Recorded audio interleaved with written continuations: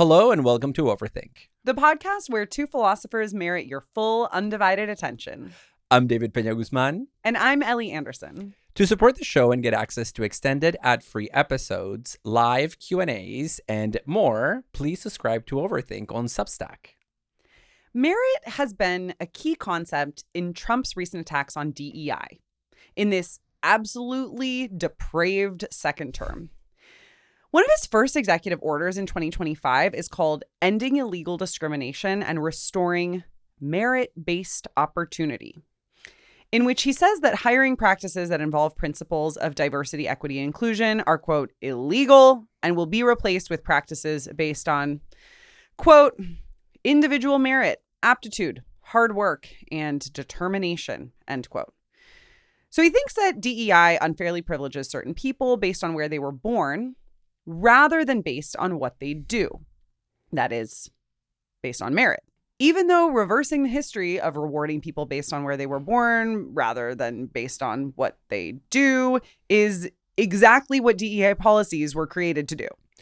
Well, and do we need to point out the irony that is staring us right in the face? Which here? one? There's so many we could choose from. Yeah, the plurality of ironies that constitute the Trump presidency. No, but the irony is that as he is proclaiming and boasting to try to change the law to reflect merit, he is appointing to positions of power the most undeserving, unmeritorious individuals, right? Like, so think about his diplomatic team that is filled with people that just do not deserve being in any government office. So the role of ambassador to France went to the father of his son-in-law. So it's like a clear Nepo baby relationship. The same thing of the post of ambassador to Greece, not to mention the most, I think, egregious of all of these cases is Pete Hegseth, who has never commanded a large military unit, who has never led a federal agency with anything near the scope of the Department of Defense,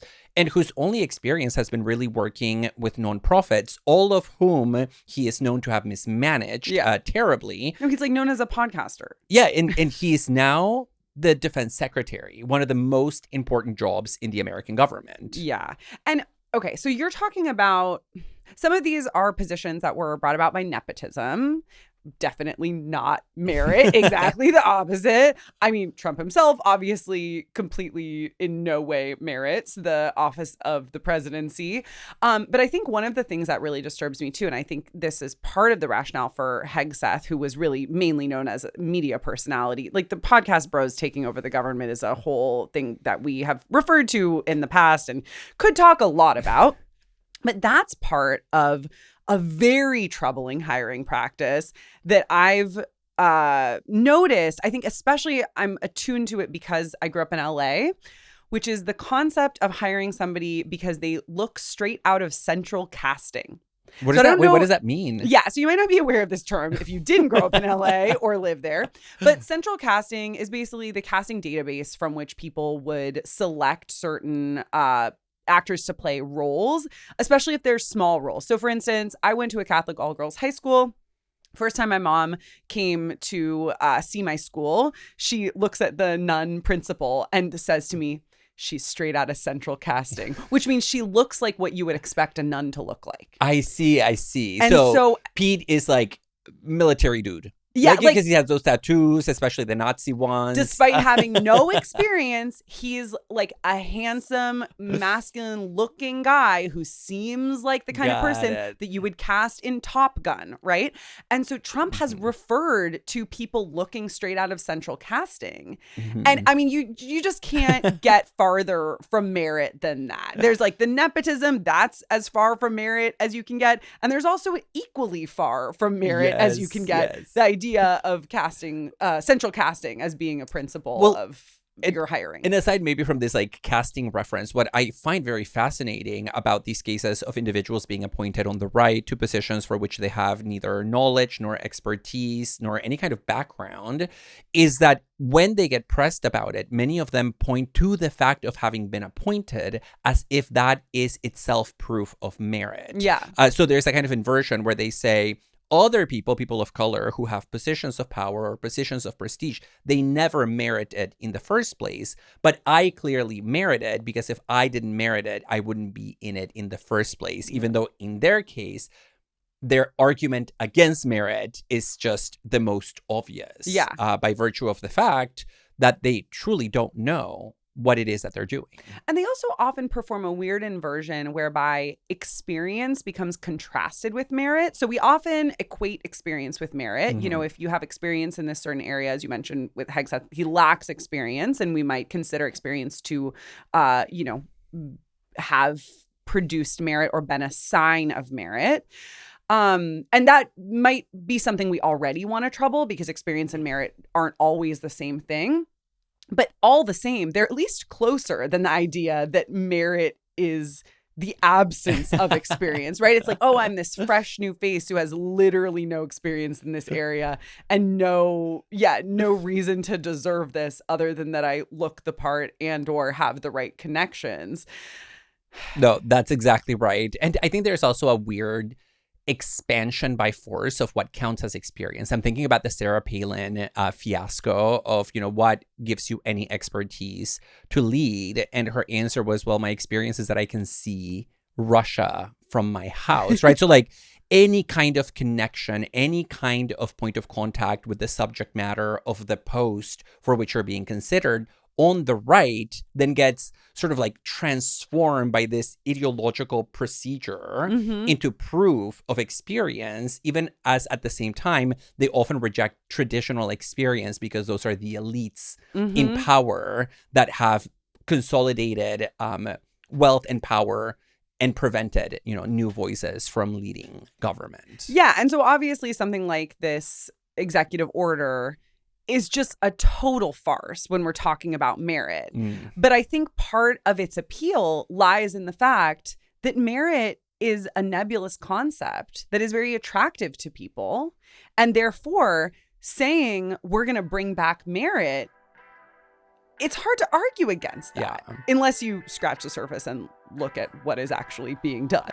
Today, we are talking about meritocracy. What does it mean to organize a society around merit?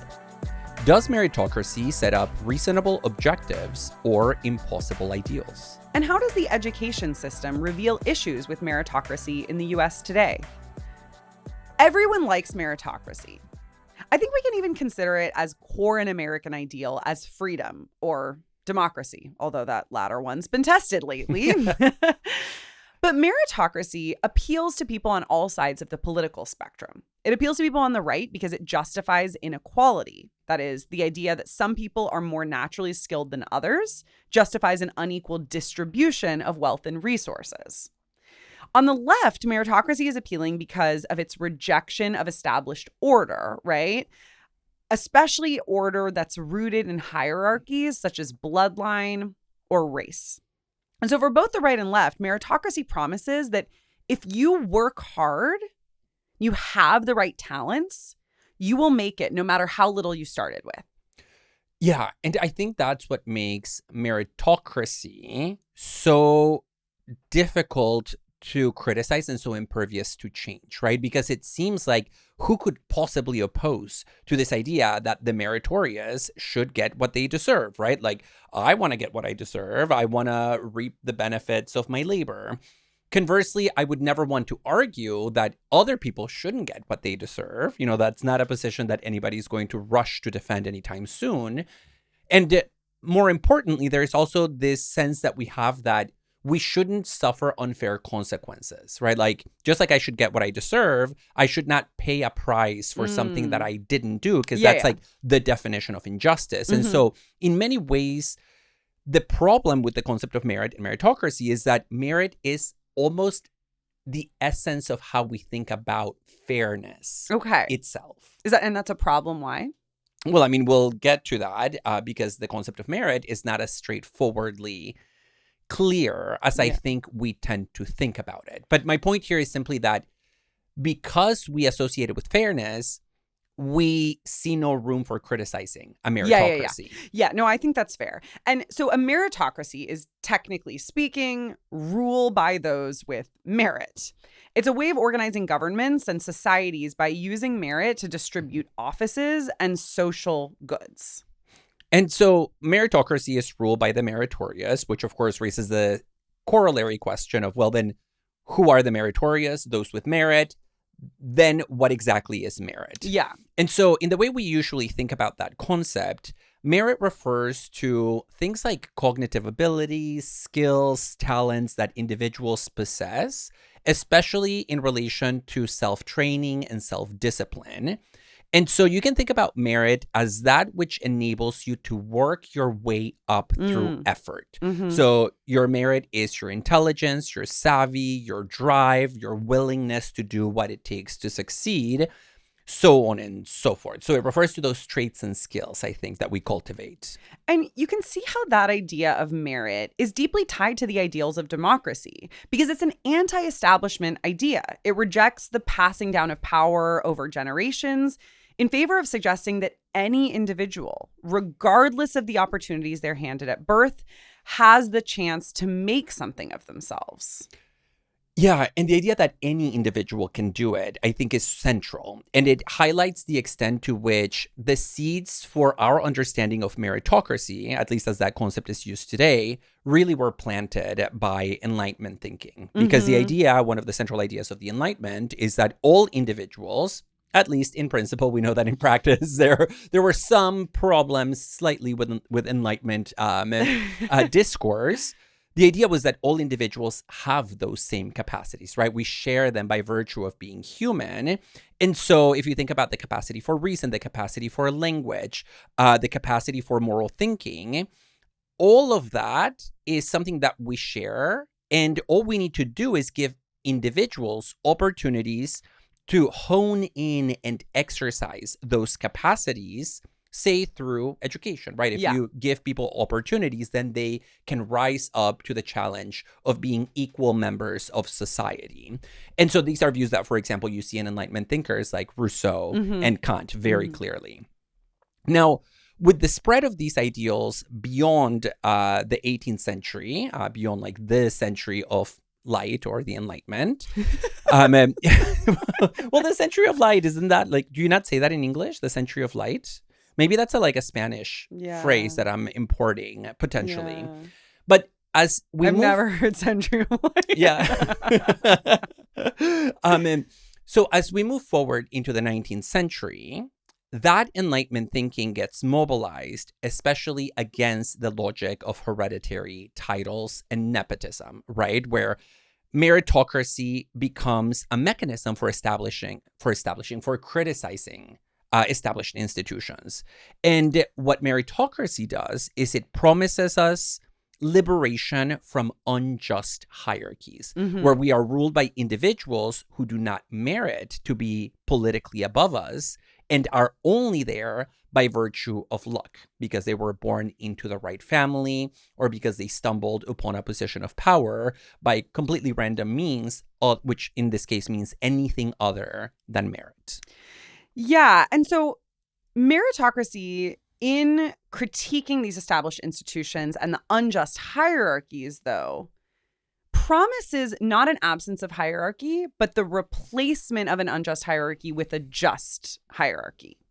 And political commentator Christopher Hayes, whose book on meritocracy we will be discussing in detail, explains that a meritocracy must comply with two principles.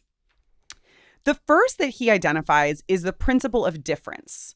So this suggests that there is a vast differentiation between people in their abilities, and we should embrace this natural hierarchy by putting the hardest working and most talented people in positions of power. But then there's also the second principle, the principle of mobility, which suggests that there must be a competitive selection process that ensures that those with merit are rewarded. People must be able to move up or down in positions of power depending on their merit. And much of this competitive selection process, we'll see later in the episode, happens through our educational system. Okay, so we have then a principle of difference, that different people have different skills and talents just by virtue of who they are. And then secondarily, this process of selection whereby we make individuals compete so that we select the most qualified for a particular role. Now, that process of selection is very familiar, obviously, to all of us. But when we think about it from a deeper historical perspective, it turns out that it's actually quite new as a phenomenon. The idea of a meritocracy, at least as we think about that term today, really takes form, again, with the Enlightenment. And then it becomes this organizing principle in American society, right? It's like part of like the very essence of the American dream is that you make it, you pull yourself up by your bootstraps, and that is the American version of merit. It's like as American as apple pie. And it does begin, I think, with Enlightenment principles of equality in the sense that everybody has capacities, even if they're not exactly the same capacities, but everybody can have a shot. Yeah. Yeah. And I mean, America, as we know, was founded with essentially Enlightenment principles. And so it makes sense that that would be part of it. But I think you're right that it is really core to the American dream, which I also just want us to keep in mind as we move a little bit later in the episode into some of the worries that Hayes in particular has about the viability of meritocracy. If meritocracy is core to the American dream, or if merit is, and merit and meritocracy might not work particularly well. Does the American dream work particularly well? It might not be particularly surprising to our listeners to know that we don't think it does, but so be it. Okay. The term meritocracy itself, however, is quite new, even if we think about the rise of meritocracy as starting in the Enlightenment. The term was coined in 1958 by Michael Young, who's British. He wrote a book called The Rise of the Meritocracy. But funnily enough, Young was no fan of meritocracy. He wrote the book as a dystopian satire of Britain in the 20th century. And then in the 1990s and 2000s, he wrote some articles about how people totally missed the point of his 1958 book, and they needed to be more critical of meritocracy. I get ahead of myself because we'll worry about meritocracy later, but I just think this is such a fascinating point. Like, the person who coined the term meritocracy coined it in a satirical book that was about how bad meritocracy would be if it were instituted. And he was coming from the place of worrying about how it was being instituted in British society. And he wasn't worried about it because he wanted to go back to some nostalgic idea of hereditary rule. But because it maybe leads to some problems. Anyway, okay, I once again get ahead of myself. But I love that he wrote this dystopia and people read it and they're like, this is fire. Yeah. Kind of love it. I love this for us. I love this for political governance. I love this for the present, past, and future. I just ignored it. Yeah. Although, I want to say I read about this origin of the term with Young, but I also read that there was controversy around the coinage of the term. So Young coins the term in 1958. But the term had been used by a couple other political theorists, also in Britain, a few years before, like in the early 1950s. There was also for a while a theory that Hannah Arendt was the one who coined the term in an essay that she wrote. But then it turned out to be not the case because she only used it like after 1958. And the earlier version of the essay that people thought contained the term that would have made her the originator didn't actually contain, like the earliest draft didn't have that word in it. So she didn't merit being known as the person who coined the term. Yeah, no, sorry, Hannah Arendt, undeserving of the title. But again, there were other people who used it before Young as early as 1954. But the reason that we nowadays still give Young the honors for coining the term is because he was the first one to really offer a concrete explanation of what he thought meritocracy entailed by depicting it in this dystopia that everybody loved. Yeah.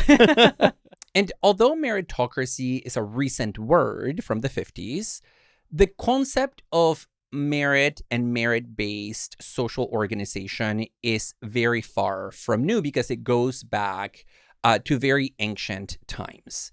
In fact, what we call merit appears to be valued by practically every culture throughout recorded history. So, for example, Roman law does have certain principles that suggest that justice is each individual getting his or her due. Okay. Greek theories of justice, some of which are referenced, for example, in Plato's The Republic, also equate justice with giving each person what they are owed.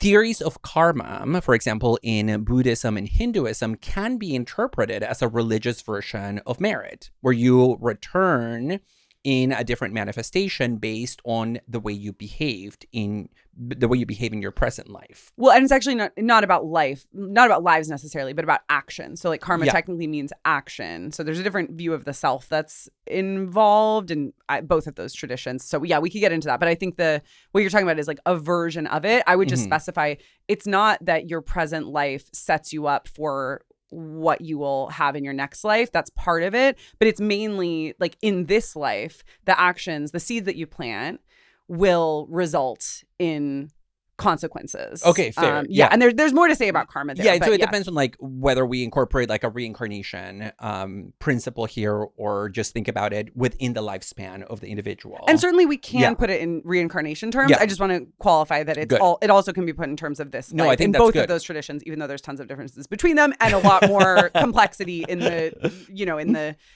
case of karma than we often tend to think about it in the way the term is colloquially used. Point very well taken. Thank you for that clarification. Aside from Buddhism and Hinduism, of course, Christianity, if you look at the Bible, you reap what you sow. Not to mention the very idea that you go to hell if you're bad and you go to heaven if you are good. Presumably, nobody goes to the wrong place unless they deserve it.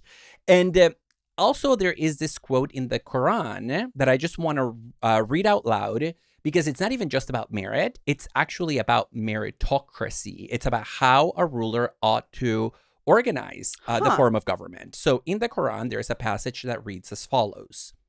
A ruler who appoints any man to an office where there is in his dominion another man better qualified for it sins against God and against the state. So Trump sinning against God and sinning against the state. Okay, and so the idea here is that people should get what they deserve. And that's roughly the basic notion of merit. That is the essence of merit. And you even find it in Confucian philosophy. So there is this Confucian defense of merit-based distribution of things like government offices. And the argument is that by looking at merit, that's how you get good government. That's how you get talented administrators and bureaucrats. And I was reading the Stanford Encyclopedia of Philosophy entry on merit, and they mention Confucian thinking. And they point out that this was actually the rationale for the imperial examinations that began in China in the 6th century, which were these exams that were open to the public, to everybody, that you needed to do really well in order to get a civil service job. And so the idea behind them is that through an exam, we assess people's merits. And based on who succeeds in the exam, we then go through that selection process that you mentioned to decide who is going to be in what particular government position. And there was also a concern that if you don't do that, the only alternative is to select people based on noble blood. But that has absolutely no correlation to whether they're actually going to be successful at carrying out the responsibilities and the functions of government. Okay. But of course, those imperial examinations led to massive bureaucratic bloat, which we talk about in the discretion episode with Barry Lamb. Yes, we do. And I feel like that is foreshadowing some of what we're going to talk about later in terms of the ill effects of things like standardized testing on the American education system. It's like something that starts as well-meaning, which is the desire to replace a system that's based on something contingent or arbitrary like nobility with something that seems more contentful like merit, can have some undesired consequences. Yeah, and I think those undesired consequences come from the fuzziness of the concept itself of merit. You know, we mentioned that it seems super intuitive. We like it. Most cultures seem to have some kind of defense for it. But one of the things that I walked away from from my research is that once you really start analyzing the concept of merit, it becomes very, very slippery. And at some point, it becomes unclear what you're even talking about when you're trying to apply it to a concrete situation. So, for example, some scholars who write about merit and meritocracy will differentiate between merit and deservingness, where merit is about whether or not you meet certain objective conditions for a prize, an award, or a benefit, like an office. So do you meet the conditions or not? Whereas deservingness is a little bit different because it makes reference to the amount of effort and striving that you put into meeting the conditions. Yeah. So let me give you an example. Let's imagine that you and I, Ellie, are running a race, like a running race. And we both, like a running race. Not a race for election, but one of those classic running races. Yeah, no, like the most literal race. We're running on foot. And you and I arrive at the exact same time at the finish line. We both technically merit first place. We should get the gold medal because we arrived first. However, I mean, this is a weird argument, but I'm just trying to like illustrate it. One could argue, well, Ellie is shorter than David. Her strides are shorter. So she actually had to bolt it and run way faster than David and sort of like overcome that difference. Yeah. And so even though we both merit it equally, you deserve it more because it cost you more to get to the same place. Okay. And so the question there would be, when we're making decisions, now in government, which of those two concepts should we use? Should we use merit or should we use deservingness? Should we take into account effort and struggle? And so that's an ambiguity that I think adds to this sense that, it starts with good intentions, but then it snowballs into something else that we can't control. Beyond that, I think, merit is just a really complex term. There is this one article that I read called The Merits of Merit by Judith Lichtenberg and David Luban, and they point this out.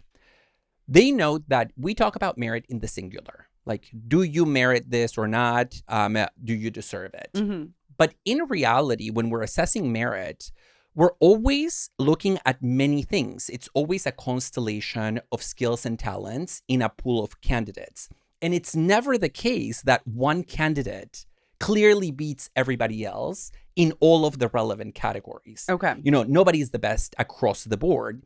And so when you're making decisions about how to distribute goods and services, you're always in a position of having to decide and prioritize what you value.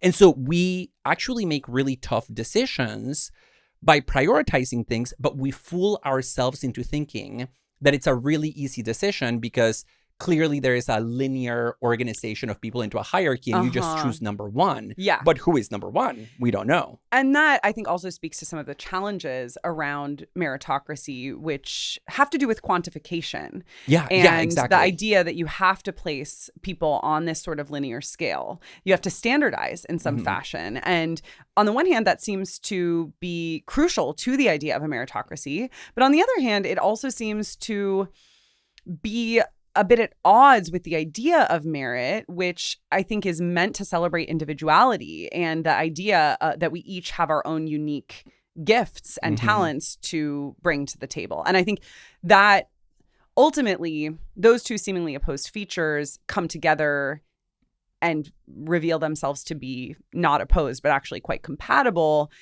in the notion that meritocracy is a justification of hierarchy. It's just a justification of a kind of hierarchy that we're not used to recognizing as a hierarchy, and that is a hierarchy of talent, skill, and or ability. We've established that merit is really hard to define. But independently of how we define it, I think we can agree that most people accept it as a good basis for determining who rules.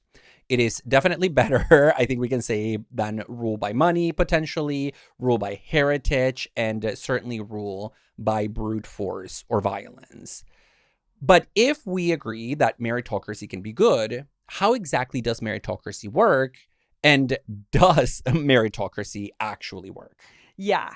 Christopher Hayes, the political commentator I mentioned in our previous discussion, thinks it does not. And in fact, I read his book last summer and I was so inspired by it that I decided we had to do an episode on this topic, which is how we find ourselves here some months later.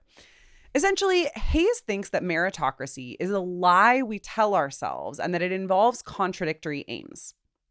Our particular version of American meritocracy has not panned out at all. Our country suffers from extreme wealth inequality and other disparities with oligarchy. I was actually in preparation for our oligarchy episode that I came across this really? book, but I didn't really have a chance to read it. I didn't read it prior to that, but then I took it on summer vacation with me and read it. So we've got, rampant oligarchy and plutocracy pulling the levers of politics. And meritocracy, he says, was facilitated precisely this. It's facilitated accelerating an extreme economic inequality of a scope and scale unseen since the Gilded Age. Fundamentally, we still think that a select few should rule. We've just changed our criteria for what counts. And so what is the criteria now for merit? Who counts? Yeah. Like as opposed to I guess oligarchy and plutocracy. As opposed to money. potentially. Yeah, I love how you were like, it's better than here? money, potentially. And I was Well, like, I didn't know if you were explicitly referring to that. But no, yes. I was referring earlier to when you said it's potentially a better basis than money. I'm like, okay. Well, I mean, yeah, because remember, it depends on whether the people with money have good moral character. Then maybe rule by money could be better. Now, all right, I'll leave that one aside. Independently of that, I think what you're saying, and I really like this, and I agree, is that meritocracy does perform an ideological function. Yes. In the kind of classic Marxist sense of concealing the machinations of the material world from us. We get sold this lie, we believe it, and because of that, we don't actually strive to change the material conditions of our political life. And I think it in particular hides how the game is rigged from the very beginning, and it sells us this fantasy that through effort, right, through the exercise of those cognitive skills, talents, those capacities that we are all thought to share in common, we can get, a post that is going to change our lives. But my real worry, aside from that, about this meritocracy as ideology is that it has a really deleterious effect on those who are at the bottom of the hierarchy. Mm-hmm. Because if you're a loser in the meritocratic race, then in a meritocracy, the only explanation is that you're just not good enough. Yeah. And so I think a lot of us internalize that and we say, if I have a bad post in life, it's not the world, it's not the economy, it's me. Exactly. And so meritocracy aligns very well with a capitalist economic system where there are some winners who consolidate more and more power and capital. And then there are some losers, increasingly large numbers of losers who are then meant to blame themselves or who then, I don't think capitalism is some entity that wants us to blame ourselves, but it works very effectively to consolidate power and capital in the form of capital, and then to make people feel like there is a kind of natural status quo to their powerlessness, not because they don't come from the right class, caste, race, etc., but because they haven't worked hard enough. And so it works really well with that, and it also works really well with the Protestant work ethic. I mean, obviously those are highly connected. And so what you're speaking to, David, this ideological function that meritocracy has indicates, I think, or sets us up nicely for one of Hayes's key points, which is that it's not just that the American form of meritocracy doesn't work. The problem is with the very concept of meritocracy. America's just an example here. Mm-hmm. Meritocracy is a hopeless ideal. And he quotes an earlier Christopher Lasch on this point, whose work, I will say, I think is generally overrated. His book on narcissism has been making the rounds on social media in recent years. And I think it's a horrendous book, but that is a story for another time. Christopher Lasch has this quote where he says, meritocracy is a parody of democracy. And Hayes roughly agrees with this. Okay, parody seems like a strange word to use, but let's put that aside for now. So tell me more specifically about why it's not just the way in which meritocracy has played out in American history that's the problem, but the very idea, it's already corrupted and polluted in some way. Yeah, recall the two principles Hayes identifies as needed for a meritocracy, which I mentioned earlier. The principle of difference and the principle of mobility. So we've got some people who are superior to others in virtue of things like their intelligence, self-discipline, etc., principle of difference. And those people, principle of mobility, can come from any social class or walk of life, and so they should be able to move to the top of the food chain by proving their merit. In such a case, a pure functioning meritocracy would produce growing inequality, but with a correlated increase in social mobility. So the smarter and more hardworking you are, the more power and wealth you'll accrue, ending up in the Oval Office or the corner office of Goldman Sachs. The less smart and hardworking you are, the less power and wealth you'll have. You'll be stuck restocking the Amazon warehouse until the robot takes over your job. The solution to meritocracy, AI and automation. No, but I mean, when you put it this way, even a perfectly working meritocracy sounds really bad, pretty horrific, in fact. And so one question we might ask is, why would anybody like meritocracy to begin with when even the best version of it leads to this hierarchy? I know, right? Like the PR campaign for meritocracy has been great.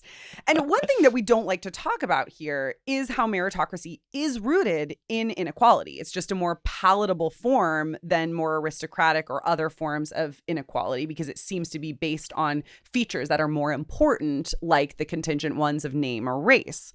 But Hayes suggests that inequality is indeed part of the ideal of meritocracy.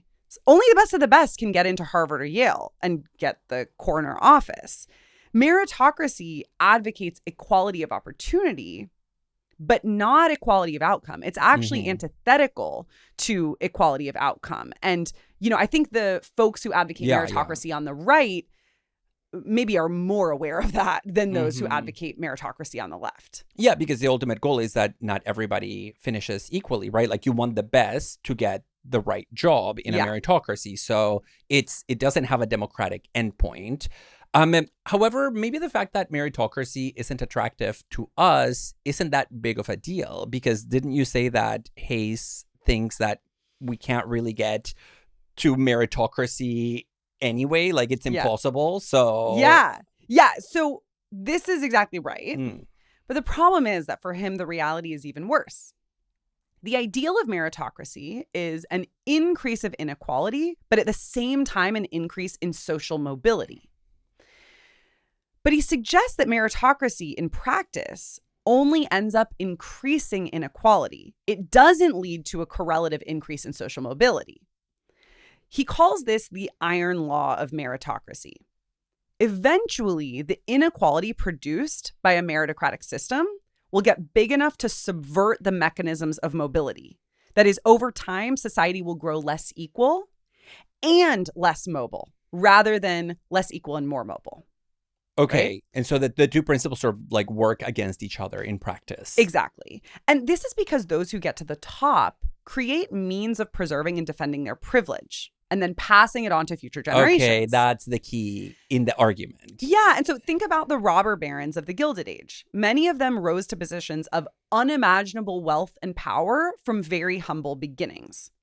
But then they hoarded a bunch of wealth and created a pseudo-aristocratic American elite of recognizable families, many of whom remain wealthy to this day. And the situation has only gotten far worse this century and, you know, broadly speaking, in recent decades.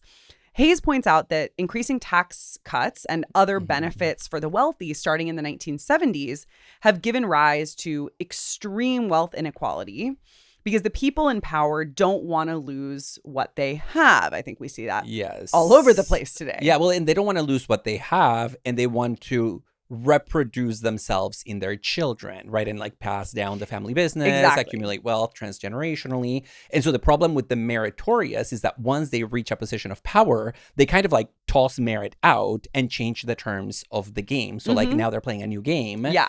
And I really love this argument, I have to say. It's so good. Yeah, because it shows that what begins as a meritocracy very quickly becomes something other than a meritocracy. Maybe it becomes a plutocracy. Most likely it becomes an oligarchy. Yeah. And that means in practice that those who win by meritocratic standards then violate the meritocratic game. And I think when we're thinking then about those at the bottom of the hierarchy, that transition away from meritocracy spells disaster. And there are two reasons why I'm thinking this. So first and foremost, let's imagine that we're in a meritocratic society where the meritorious rise to the top, and then they start doing that thing of trying to consolidate power. It leads to asymmetrical distribution of wealth and resources. It means that resources are not available to go to those in the lower echelons of society. Yeah. And it means that the very things that are necessary for people to prove their merit, like education, basic rights, basic access to social goods, are denied to a whole segment of the population. And so even if we wanted them to show their merit, we're not actually giving them the opportunities to develop it and cultivate it. And so there's a violation of the very ideal of meritocracy. But more importantly, I think the second reason why it's problematic is because the powerless will be under an illusion here. Like those at the bottom will think, if I just prove my merit, if I develop my talents, if I work my way up, I will succeed. But that's because they are thinking that they are in a meritocracy when they no longer are a meritocracy. So they're actually playing the wrong game. Yes. You know, it's like showing up to, what's the expression? Showing up to a gunfight with a knife or something like that. Yeah. And in fact, one of the even worse elements of this is something that Young, the person who coined the term meritocracy, points out, the author of this satirical book, right?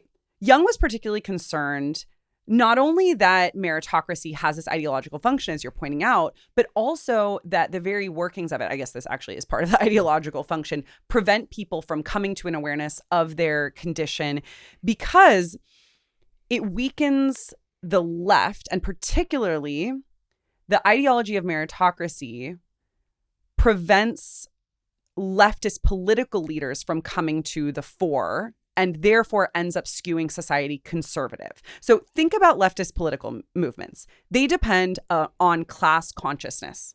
But that's a kind of solidarity that is at odds with meritocracy. Meritocracy relies on seeing certain talented individuals as having potential, but not the rest. And then those individuals get selected for training and education, leaving the others behind.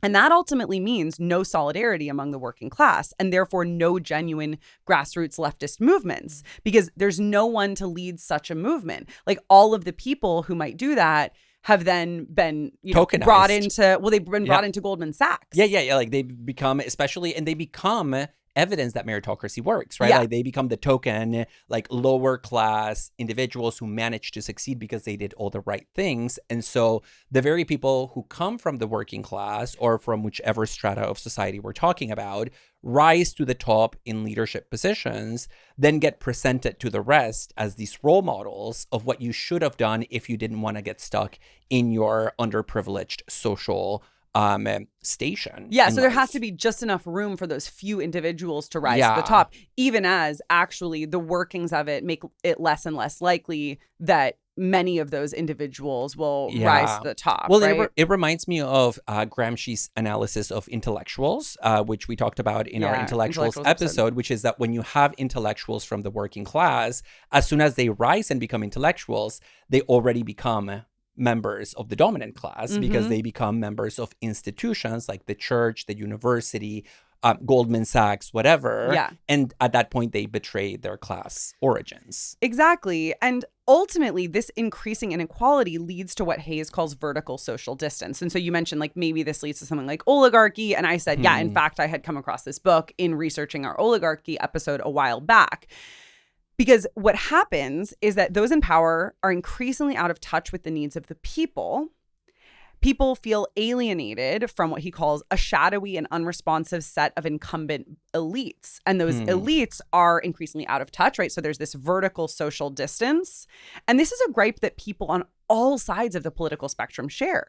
And Hayes really thinks that it is a function of meritocracy. Meritocracy leads to the rise of this shadowy elite that is out of touch with the needs of the people. And we can say it's especially dangerous because the people in power really think they know better than the rest because they've bought into the idea of meritocracy. Yeah, and there is a term that I think captures this really well, which is the experience of that elite that gets distance from the people. It's the term class melancholy. And it refers to the fact that when you come from the working class and then you rise to the top, you lose yourself and you lose your connection to the very soil from which you come. And there is sort of no way to avoid that. Mm-hmm. And so you become co-opted because your co-option is what makes possible the ideological efficacy of the meritocratic myth. Hayes argues that one of the places where we see meritocracy at work most clearly is education. In particular, education gives individuals access to refining their talents, we mentioned this earlier, and to developing their merit. But the way this works in practice is, well, maybe it doesn't work. Why doesn't it work? One place to begin is, how do we even figure out, again, who has this thing, this mysterious quality that we call merit? So let me give a concrete example to give this a little bit of flesh. Let's take the case of somebody who is applying to get into like a prestigious PhD program. You know, like they want the best, and so people apply, and the question is who's going to get in, who's not going to get in. Now, how do we assess the pool of candidates? We've already talked about the problem that merit is hard to define. It's not one thing, but it's like a constellation of skills and values, and then you have to choose between them and prioritize. But another problem with identifying who the meritorious are is that even if we had a clear definition of merit, we don't have a clear mechanism for detecting it. So even if objectively some people do have it, we as the selectors don't know who that is because we can only assess merit indirectly. So think about, again, a graduate school program choosing PhD candidates. How do they make those decisions? Well, it's not a property that you just see directly on a candidate. You have to look at things like where they went to school, like they went to an Ivy, to a state school, so on and so forth. And also maybe how they performed on certain standardized tests, like the GRE. And the problem is that those metrics, like what college you went to, how you did on these exams, it might reveal merit or it might just not reveal merit at all, right? It might reveal something completely unrelated, such as affluence. And I think the case for standardized testing as a proxy for affluence has been, like, by now it's so well established that there's no point rehashing those arguments. But it means that even if we were committed to meritocracy, we might not have the tools to actually identify the people who should be selected. Yeah. Well, and you said you don't want to rehash the arguments around standardized testing, but I want to at least rehash one element of it, which is the fact that judging people based on standardized testing seems great in principle, but in practice, it is very easy for the elite to co-opt the processes of standardized testing for their own ends through an ancillary test prep industry, this kind of shadow test prep industry that leads to very differential outcomes for people of different social classes. And one of the key examples that Hayes offers here is Hunter High School, where he himself went. This is a public high school in New York City that is meant to be accessible to people from any walk of life. It is a classic example of a meritocratic institution. The way that you get into Hunter High School, however, is by taking a placement exam when you're 11 years old. And that placement exam is standardized.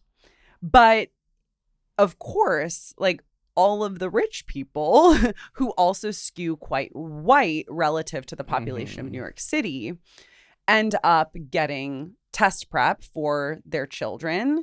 And I think we can also add to this, of course, things like what kinds of educational adjacent opportunities are available in the home, who has access to reading tutors, who has books around the home, who's getting homework help from their parents, right? So there are a lot of elements of this.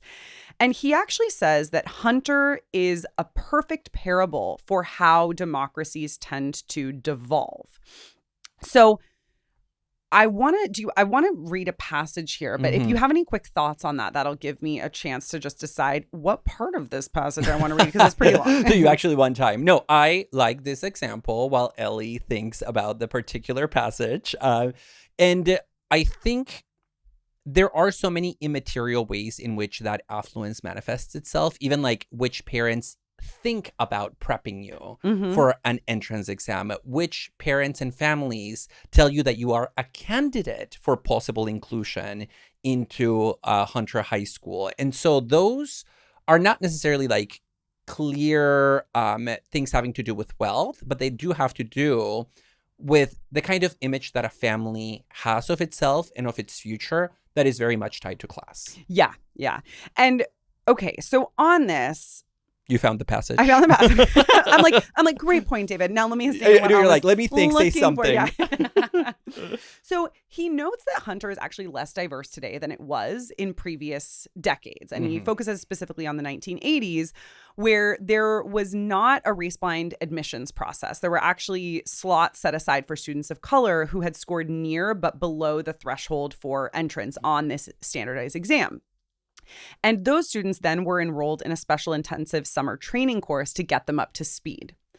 But now Hunter doesn't have those slots set aside anymore. It truly has like a blinded admissions process where it's just based on the standardized test scores. And he says that this is especially weird because there was actually less inequality in the 1980s than there was today, right? As we noted, wealth inequality in particular has soared since the 1970s. So he says, now, at a time when the playing field is as uneven as it's ever been, Hunter clings to a far more austere vision of meritocracy than it did in the past. In this way, Hunter is a near perfect parable for how meritocracies tend to devolve. While it rejects, with a kind of bracing austerity, any subjective aspects of admission, its hardline dependence on a single test is not strong enough to defend against the larger social mechanisms of inequality that churn outside its walls. And here's the kicker.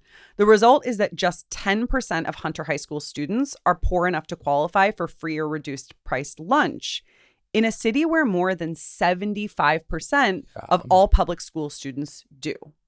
So we can just see there, based on those numbers, that the population of Hunter is skewing way wealthier than average, and wealthier in New York City, as in many other places, also means whiter. And so one thing to note here, in relation to what we started the episode with, is that this is what many, including myself, and I'm sure you too, worry about with the rollback of DEI policies. Yeah, well, and it touches on something that we know about standardized tests in general, right? That they do not correlate with your likelihood of succeeding in life or even at school. For example, think about the GRE. We know that it doesn't mean anything whether or not you do well in the GRE for getting into grad school. Do you know I had like a really weird anxiety? I don't know if I would consider it a panic attack, but I got like major anxiety on the day of the GRE. And I'm actually not somebody who has historically gotten that with tests. I'm like actually really good at standardized tests, generally speaking. But I got this like major wave of anxiety pre-GRE, and I bombed the math. Oh, really? I straight up bombed math. Okay. Yeah. But you know, like, okay, so there is also the issue of like, so much of your life hinges on this one moment, which is the testing day. Yeah. And if anything goes wrong that day, it can derail your career. Totally. And I was like a lot more privileged than a lot of other students taking the GRE, but I wasn't wealthy enough to afford taking it a second time. So it was like, oh, I bombed the GRE math. Okay. Thank God I'm applying to philosophy. Continental philosophy, no less. But I was just like, you know, I guess those are my scores. Whereas, you know, if it were somebody even more economically privileged, they would have A, had GRE test prep, which I didn't have, and B, like been able to take the test multiple times. Yeah, of course. And like, so there's the pressure of the day. But aside from that, the lack of correlation to anything significant, with the sole exception that if you do well in one of these standardized tests, the one thing that we can conclude about you is that you come from an affluent family. So the only predictive power is actually about class, proving the bias of the testing exams, which is why a lot of standardized test requirements for admissions into graduate schools are being slowly, or by now actually kind of quickly in some cases, they're being phased out. Now, in thinking about this politics of merit in education, I want to raise also a meta point. We've been talking about the problems of merit, but we also have to consider why we give merit itself such a central role in our decision making. So aren't there other values other than merit that should guide how we make decisions about the distribution of posts and the distribution of goods, whether they're private or public? So think about other values that might compete with merit, such as utility, right? Like social utility, the greater good. I didn't know you were about to go more quantified utilitarian than Well, merit. well, not necessarily quantified. You make utility. You can think about the greater good in terms of like social equality, less imbalance in representation. Although I guess you can quantify some of those things in some ways. But we could make an argument that social utility ought to trump merit, and I think this is one of the arguments for affirmative action policies, that it is for the greater good to give a right of entry to people from underrepresented communities, even though on a kind of technical quantitative assessment of merit, they don't perform nearly as well as members of a more privileged class. Another competing value here is need. So let's think here with Marx and Engels. The communist slogan of from each according to their abilities to each according to their needs. Maybe the distribution of goods, it's not about what you merit, but actually about what you need. Maybe I merit a lot of things, but I don't even need them. Yeah. Some of those goods should go to other people who need them, even if arguably they don't merit them. Because also there's the question of like, what are things that you merit versus things that you're entitled to? A question of rights. And I think many of the values that we can use as alternatives to merit also can be context specific. So think about inclusion to college, right? Like who gets into college? Surely we want the meritorious students to get into college, but colleges often use other criteria for making those decisions that I think are really valuable. Like geographic diversity. You don't want everybody at like the University of whatever, like Southern Indiana to all come from the same region, because part of the value of college experience is meeting people who are different, encountering people from other areas, from other walks of life. And so then that should be something that guides decisions in college admissions offices. Think about the value of having non-traditional students, like older students, veterans. That's the rationale for including, for having different entry requirements for different populations. And so I do think we need to, even if we are defenders of merit, we need to remember that it's not the end all be all of decision making, that there are other ways of making decisions about distribution.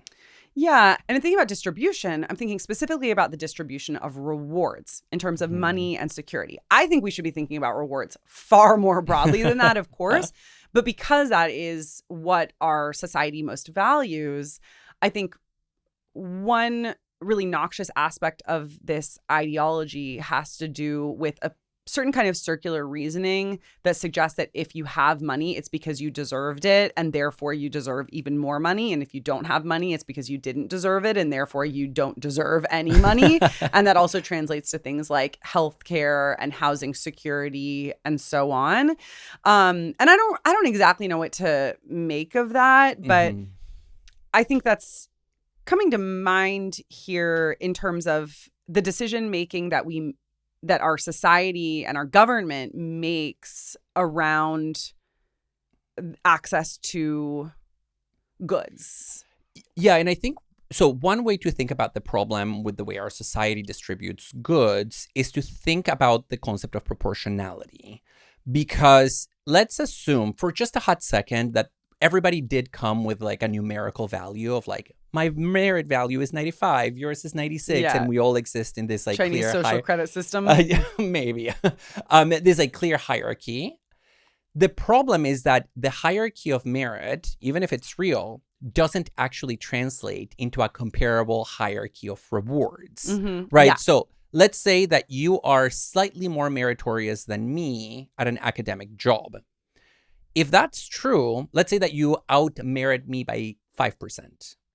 It doesn't mean that you're going to get a job that's going to pay you 5% more than me. Mhm. In our society, it might mean that you get a job and I get nothing. Yeah. And so there's a lack of proportionality there, and especially at the top end and the bottom end of the reward spectrum. Yes. Think about somebody like an athlete. You know, imagine your favorite basketball player. And again, we agree that he's the best. Does he merit $30 million a year? You know, like, even if he merits making more than every other basketball player, the actual compensation and reward distribution in our society is so exorbitant.